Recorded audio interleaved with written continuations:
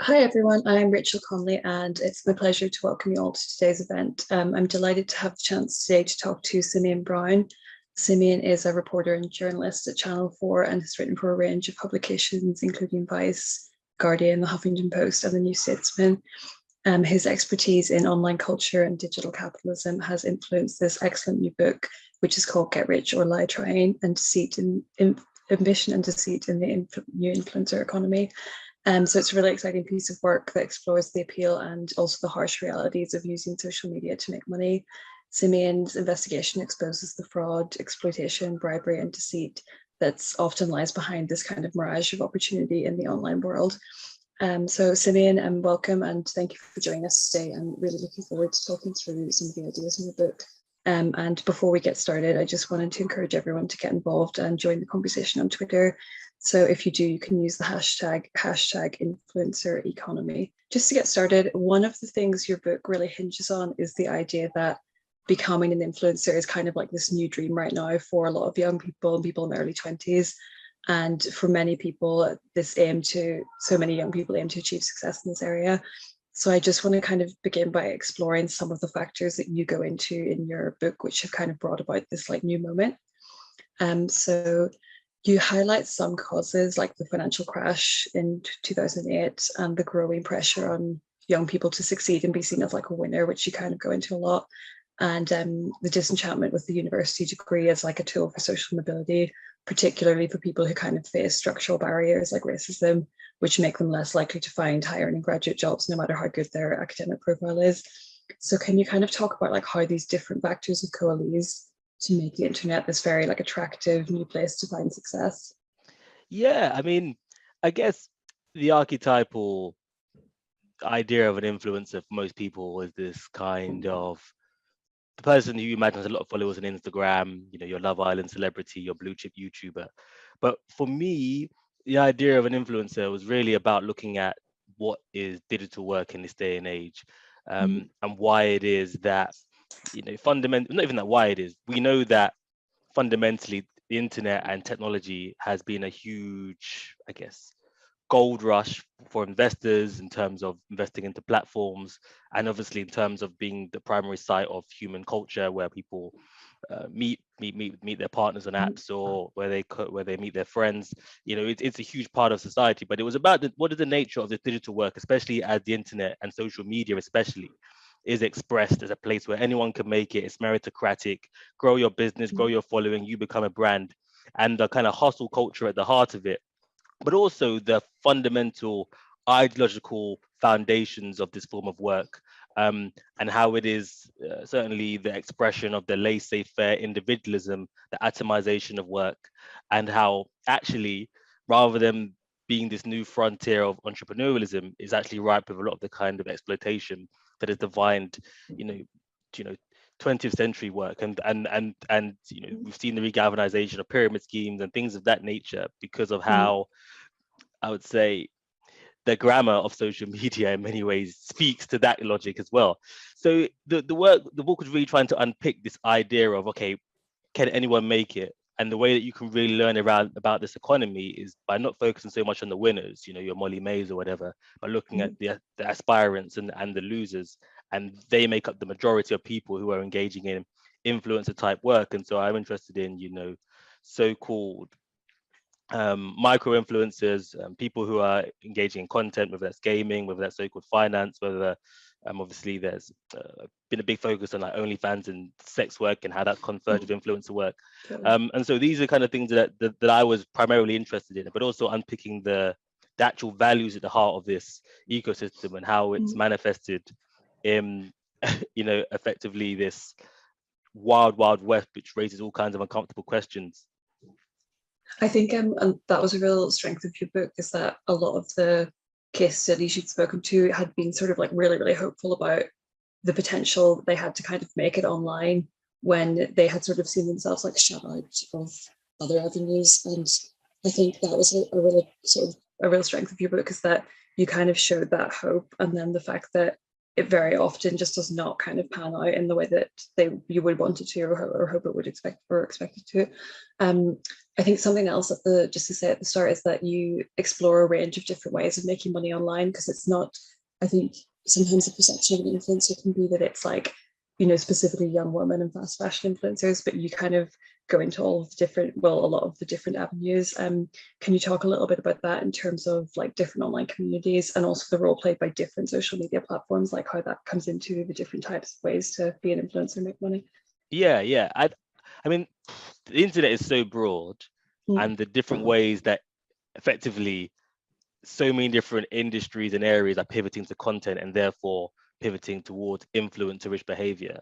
Yeah. I think in my book, I think one of the maybe the areas that maybe people are least um, aware of or are unlikely to frame as being a primarily led influencer-based economy is like the area of kind of finance investors. I guess if you look at NFTs and crypto bros, that is primarily an influencer industry, like primarily. Not that's what it is in its purity.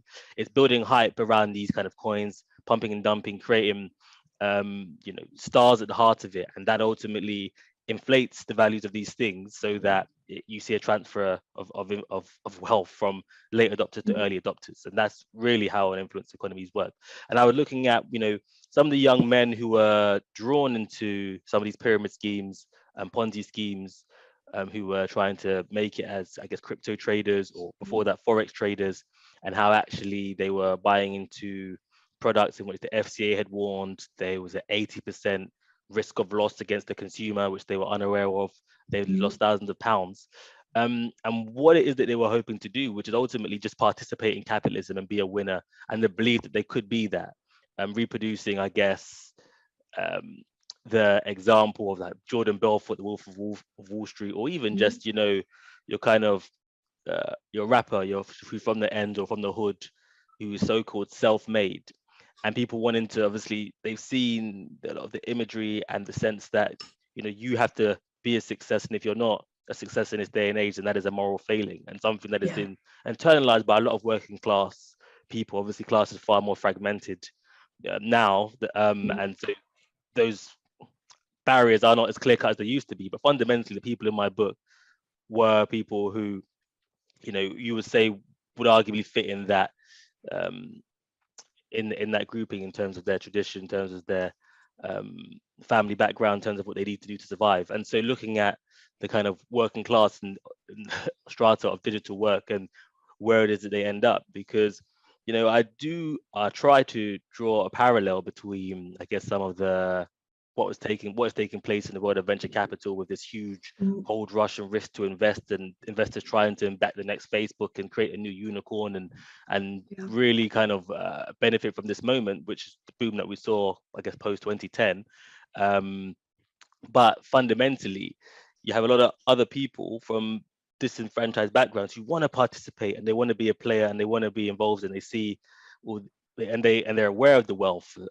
But ultimately, there are real barriers of entry into elite stratas, even though they feel like they are flat. And even though there are maybe greater porosity now in terms of social mobility, barriers still exist. And so what is it that they were then being pulled into to try and mimic that, or to participate in capitalism? And I think for me, looking at that arena of, I guess, crypto influencer, trader influencer, finance influencer who've become the faces of this kind of hustle culture. For me, that is a great example of saying, okay, this is what influencer culture is for these kinds of young men, and it's not just people who want a deal with Fashion Nova, although obviously that is a part of that. That is one very prominent ecosystem, or PLT or whatever. I thought you did a really good job of doing sort of different segments of how it impacts on young men and women.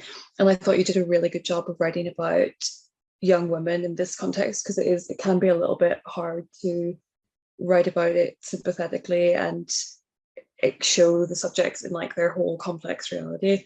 And a lot of the chapters in fast fashion were primarily about young women, because that is sort of the main player in that type of ecosystem. But I thought you did a really good job of kind of showing how exploitative that the fast fashion world is for everyone involved. And some of the examples were really visceral, like the ways in which women were kind of contorting themselves to, to make themselves successful or to fit into this image of what an influencer is supposed to be like. So can you talk a bit about that? Because that chapter I found really, really shocking. Even as a young woman who uses Instagram, it was shocking to me. Yeah, I mean, I find that a lot of the conversations around, I guess, the archetypal influencer, taking selfies, getting feeling things like that. A lot of it's always like, oh, these dumb young women, they don't know that they got all these wrong idols and stuff like that. But actually, it's more. There was a strong economic story there, and there was a strong economic factors at play. Sometimes they're even invisible. So I guess that I interviewed a lot of young women who I interviewed, for example, one young mother. She was 20 years old. She wanted to go back into education. She felt like the support wasn't quite there for her to do that. She'd done an apprentice, which was a super dubious apprenticeship anyway, where she was effectively being a cleaner. So it wasn't even one of these supposed apprenticeships that propels you into a world of high pay and things of that nature. And she was like, well, what I can see as an avenue in which I can make money is by growing my social media following, looking a certain way will help me to achieve that. That could help me get a brand deal with Fashion Nova, and that in turn enables you to work in this field. And then she basically came across a surgeon via another influencer who, unbeknown to her, was effectively an ambassador for a surgery in Turkey who uses like freelance surgeons and things of that nature. A lot of these surgeries themselves, they pay influencers, but it's not declared, so people get paid for surgery. There are discounts, all kinds of hidden referral costs.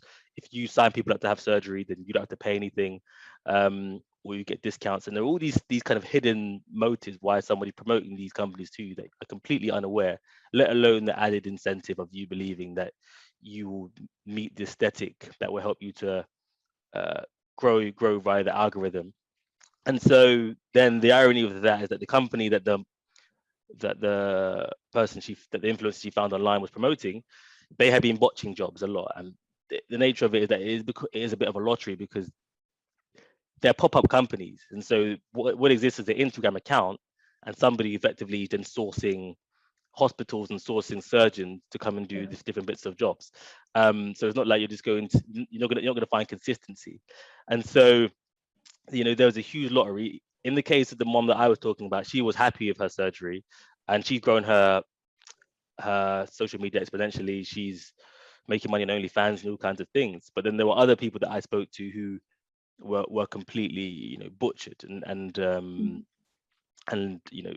they were damaged and the surgery was botched and they were receiving now support in NHS. And I think that entire world, the very gendered demands of that form of labor, there are supposed to be kind of regulators looking at the way that surgeries and things like that are promoted. They're regularly bypassed. And then the outcome a lot of the time is a proliferation of trends in beauty that suddenly seem to come out of nowhere, but there's a whole mechanism by which that arrives. So people have been talking a lot last year about the Brazilian butt lift, the kind of Kim Kardashian shape, and the BBL. And what was happening there, that proliferation of that shape was a lot more than just, oh, Kim Kardashian got it, people wanted to copy. It was like, okay, there was a whole number of other social and economic drivers, which I was trying to unpick in kind of a simple way, that also helped it to boom. And I think I could do maybe I write the comparison or maybe I explain it later on, but it was like the explosion of Uber. Uber's big explosion was via referral code. So I lend you £10, I lend you my code, I get £10, you get £10, and then everyone's got loads of credit, and then we travel around for free, and that helps it spread. That's an incentive that helps it to grow, and obviously it's worked. That in many cases is how the BBL shape was growing in many cases in terms of the incentives that surgeons were offering people who came. So yeah, it just speaks to what I felt was a lot of economic and cultural phenomena that was taking place that speak to the various different bits of exploitation and smoke and mirrors that are taking place in that economy. And that's even before you get to the fact that a lot of the companies, fast fashion companies, who I guess are powering and providing a lot of the cash for some of this work, the higher end, if you succeed and you grow your following and you get a deal with Fashion Nova or PLT, those clothes themselves are made in a super exploitative ways. So, garment workers, wage theft is rife. A lot of the people producing the clothes are women who are escaping gender-based violence. Certainly the woman that I spoke to in my book, who was fleeing, I think, Guatemala. And you have this duality of which these companies, a lot of the time run by men, are booming and growing off of exploitation of women in their supply chain, but also in the promotion of this clothes as well. Because in many ways, to entice, after getting people to feel they have to adapt themselves to get a deal with them, they then have to do reams of unpaid work buying the clothes, to tag them in the clothes to get their attention and all manner of things. And then you have these companies that are winning twice, and it really does raise questions as to, this is how an economy is functioning. I mean, are we just cool with this? I thought that was actually something you did really well in terms of, I think, a lot of writing about millennials and worker exploitation kind of does the side of the global north side, the side of like, well, these young women are getting ripped off because they think they're being brand ambassadors, but really they're having to invest so much money to get this position that it's not really a good deal for them. But I thought that was actually really good that you actually went into the side of the sweatshop and the garment workers too, which both are types of exploitation and both kind of feed into each other. But I thought you did a really good job of kind of like layering those very different scales of like exploitation together, and just like showing how the system is so much, it goes so much further down than most people here in the global north kind of see and interact with. I thought that was really, really good. And I think this kind of links to what we were saying in terms of the kind of like the way that trends and information spreads through social media. But I thought in the sort of like fast fashion chapter, you did a really good job of showing how there's like a baked-in incentive for influencers not to represent themselves honestly. And a lot of the women who you had sort of interviewed had got plastic surgery, where they had pages where they documented the aftermath, and they were like so positive about how it had gone, even if that had not actually been the reality. And I thought that was like a really good encapsulation of how it's like there's no incentive for anyone to be honest about what is going on or about I guess that was one of the things that had really driven me to write the book. What is it that the platforms incentivize, and then therefore how do we behave, and then how does that behavior then escalate? And then also, I think the book is quite accessible. It's very, very mass market.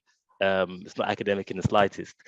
And I think there were some parts maybe that, in terms of the escalation, I was more keen on looking at how some of these norms were then informing our politics and things of that nature. And there are some hints here and there in the book, and I look at it particularly from how, I guess, civil rights campaigners have pivoted to content, and then what that's done to, actual progressive politics and political campaigns. But in terms of just like how our behavior online is literally changing human norms, and that was something I would have liked to have probably developed a bit more, maybe.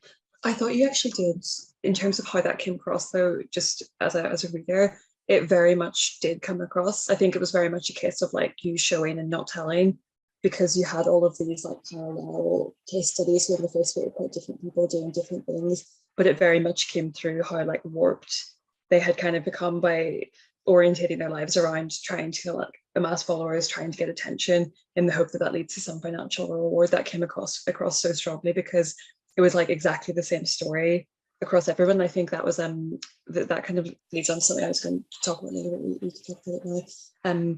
There was a real like uniformity in everyone you spoke to, which was, and in the book that you go into, you've got fast fashion people, traders, you've got like YouTubers who get famous for doing like pranks, but they all had this sort of like kind of evangelical hopefulness about the internet and the possibilities, even if they were just clearly getting scammed. And it was like that tone was the same across everyone. And I think that aspect of it came through really, really strongly. Can you talk about that kind of, that sense of just hope that never really comes to anything and it's warped and whatever? I mean, it's like right now it's like, early in the early chapters, I try and draw a parallel between growing up in an evangelical church, which had, I would Yeah, say, been captured by prosperity gospel. And it's, I guess it was that childhood of being in a church, and then there'll be some American pastor fly over giving some big speech about why you had to give money to him and yeah, and the church, and it had to be thousands even if you didn't earn that, and all these kind of things. yeah. I'm And the very Catholic. and the language of that, it's because of that language why I'm so able to spot it when I see it in the Yeah, various pyramid schemes, motivational schemes, hustle, because it's like this is the same language. Even yeah, you even recommended the same books like yeah. Rich Dad Poor Dad and things of that nature. And I guess was this it was the way that you had this sentient, laissez-faire individualism that was evangelical that is so prevalent at this moment, especially amongst younger people. And Molly May obviously said that we all have the same 24 hours, you just have to work hard and these kind of things. And there was a bit of kickback, but the truth is that that is the dominant orthodoxy of this era. um I mean, you don't have a generation born post Thatcher, post Blair, and regardless of some of the progressive language, like, you know, we're very much a product of that consensus, and uh, it's entrenched in pop culture. It's entrenched in our political speech, and I think it's the view that has now come to become entrenched in the internet and platform capitalism. And so for me, it was a big part of people just believing that this space could and it was meritocratic and anybody could do it, anybody could make it. Yeah. Um, and although I'm a believer that if you work, I hope think work can pay, but there are so many other random things, where you're born, where you're born to, um, you know, all these random other factors that play a big part, Mhm. structural factors. And I think sometimes these are not given the same credit amongst younger people now, who feel like if they aren't a millionaire by age 25, then they're a failure. Um, and they should have certain things. And certainly doing some of the research and going into various clubhouse rooms and stuff like that, especially amongst minorities, like it was very, very, it's very, very dominant that that there is no room for recognition that actually, let's look at structural inequalities, and then let's engage in imagination about what kind of world do we want to create. That imagination had been lost, and I guess you have Mark Fisher talking about kind of capitalist realism, right? And it's basically that. um, this is almost this is the only way possible. Therefore, you're on your own, hustle hard, and that's it. Yeah, yeah, You, and so it was like the book is about influencer culture, but it's really about influencer culture as proxy to this stage of capitalism, yeah. and how influencer culture actually is the expansion of that, monetizing every single relationship you have, your this site of culture or meeting people or being social actually really being a site of work. So there's not been any escape from that. And then, if the atomization that is taking place, and therefore how easily exploitable that is. And although I'm speaking about it, you like using jargon and this kind of stuff, but I'm trying to write that in a way that was just like, let's just go and see what's going on and talk to people and tell it in the form of stories, just report what was happening, and hoping that that was present. We've spoken a bit about the kind of influencer activism stuff, but this mentions about that in more detail, because you had a really good chapter on that. And obviously, social media can be a really great place for raising awareness and sharing information. And we've obviously seen that recently with fundraisers and stuff for Ukraine, which just wouldn't, if this was 20 years ago, all of that stuff would take so much longer to come out.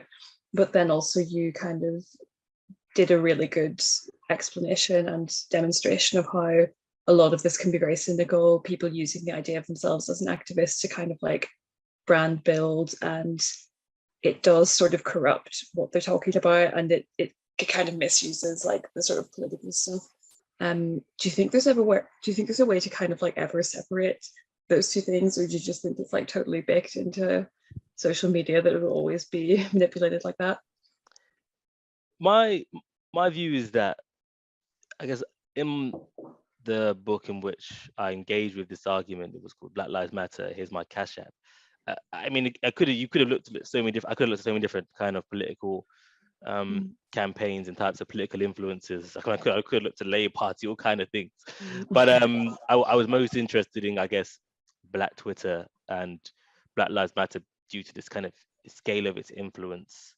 And so the issue with, I guess, social media platforms is that they're built to kind of turn things into kind of content. And not only are they built to turn it into kind of content, but there is a very clear reward mechanism, and therefore there is a very clear incentive structure, which can appropriate and hijack progressive movements. So I mean, even if you look at the structure, right, it enables one voice at the helm. You have followers. It creates hierarchies, which can be counterproductive if you're trying to build like a real social movement, which is rooted on trust and all manner of cooperation. Social media creates kind of celebrity and puts that at the helm of it, and that creates all kinds of incentives. And so I was looking at how, it's good that people can be angry about an issue that matters, but what happens then when that anger suddenly can be so rewarded and it becomes a form of income and labor, for which it did in BLM for a lot of people. And then suddenly they were posting a fire tweet, a couple of thousand retweets about something that made them angry. Then they would very directly promote their Cash App underneath it and say the tweet was labor. And I guess indirectly, similar things were happening with people who were not necessarily even well versed in the movement that they were talking about, accruing followers, making it a thing, making movements. Everything now is called a movement. PLT or whatever, or launch a brand of clothing and say this is our movement. It's just the appropriation of that kind of language and behavior. But with what I was seeing was like the use of liberation-based theory and equality, anti-racism being kind of bastardized and used by influencers, not only to propel themselves, but in some cases to misinform their followers who sometimes had an appetite to want to understand. And so I guess I looked at an influencer who had appropriated the idea of reparations to effectively to generate an income and grievance against people who she had personal issues with. And I think ordinarily, like a lot of people in this space are just ordinary young people just trying to work out what they believe, trying to just develop themselves. But then this platform propels them into celebrity. It becomes a form of labor. And then also what it does is that because a site like Twitter is where the first draft of history is written and is a form of publishing to mass audiences, it enables, I guess, misinformation and misunderstanding, and on important nuanced issues that can be detrimental to the public conversation.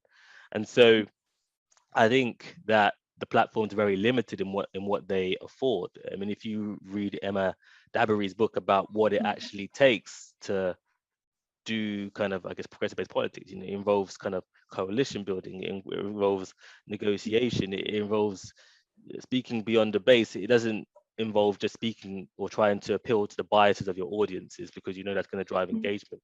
And I guess newspapers have always done that, appeal to the biases of their reader, depending on who they are. And so you can always see an issue and okay, the Guardian's going to frame it this way, the Mail's going to frame it this way, and you already know how they're going to frame it based on their audiences, right? And that's what it's about. But then when you have that power in the hands of millions of people, that begins to escalate, and it creates all kinds of incentives and games and things of that nature. And I guess I was concerned about that. And I guess I looked at it in the case of BLM, but literally, it's almost a story of our time. I mean, even when we look at the whole the Trump event, there's similar trends in that.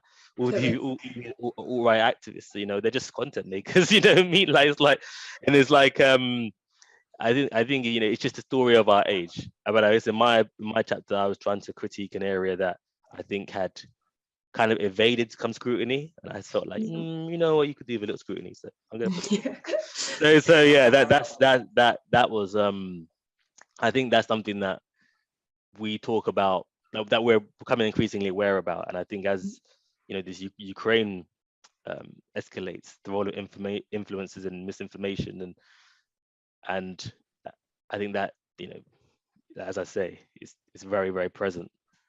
And you know what we were saying earlier about the motives of the people involved become morbid. I do think you really see that in the people who kind of brand themselves as activists, but whether or not they actually do activist work is very questionable.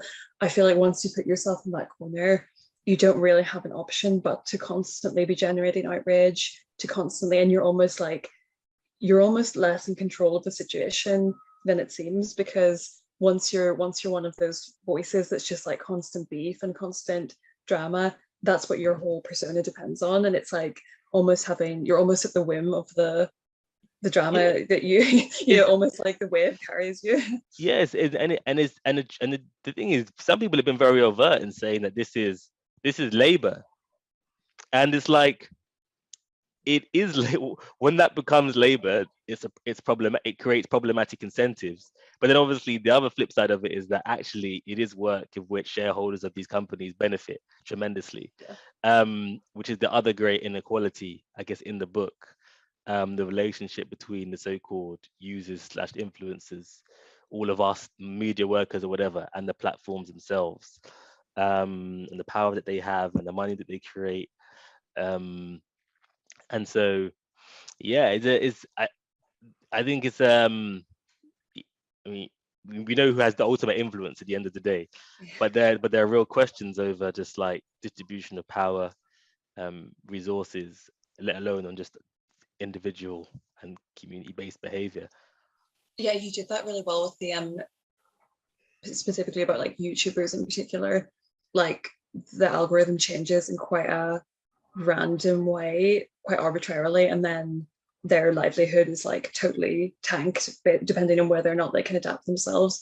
And I think that was a really good demonstration of how even people who appear to like wield this online influence are really still not as influential as it appears. Yeah, definitely. You were quite good at sort of spotlighting the kind of darkness of the social media sort of ecosystem. And I think in towards the end of it, you kind of said there was a bit in the last like chapter, I think, where you said out of all the people you've met and all the case studies, even the ones who were sort of making money doing whatever they were doing, so whether that was like they had some kind of monetized stream and it was actually kind of their income, but you did say like you wouldn't really define any of them as winners. And I think, can you talk a bit more about what you meant in the context of that? Yeah, I guess the way the book is framed slash marketed is like who are the winners and who are the losers of this influencer economy. And fundamentally it's like the platforms, the shareholders, the venture capitalists. These are unprecedented. These are without question the real bona fide winners. Obviously, you have a few blue chip YouTubers and influencers, and people able to generate decent income as well, who would say that they are winning too.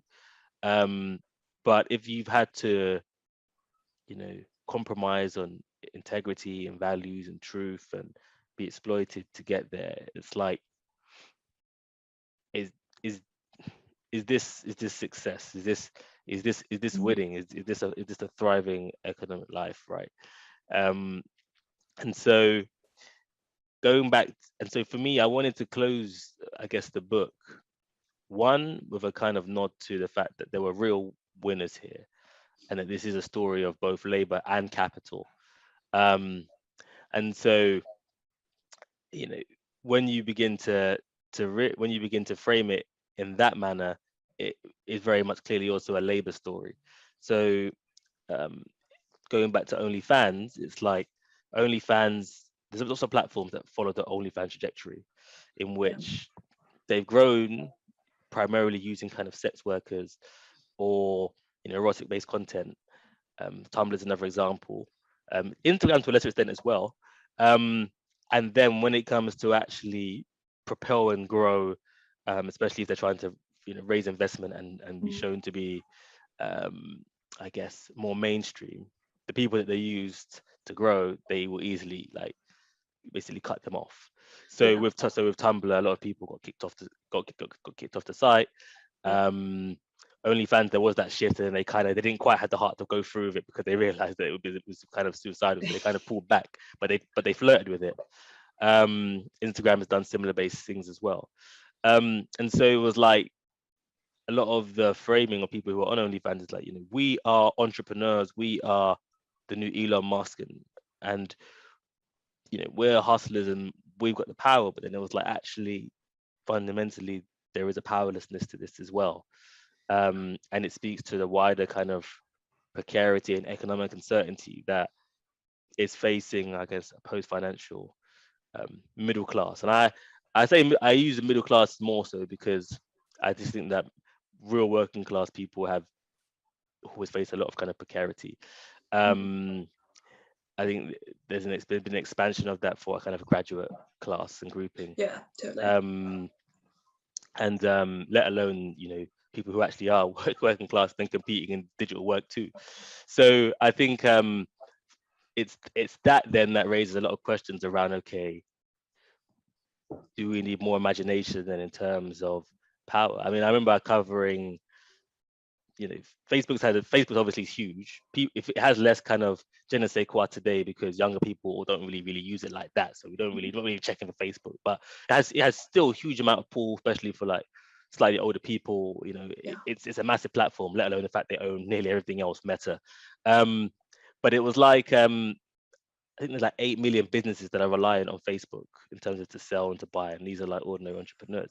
And like when they tweak their algorithm or their adverts or their software, sometimes a lot of them just cut out and they just can't earn.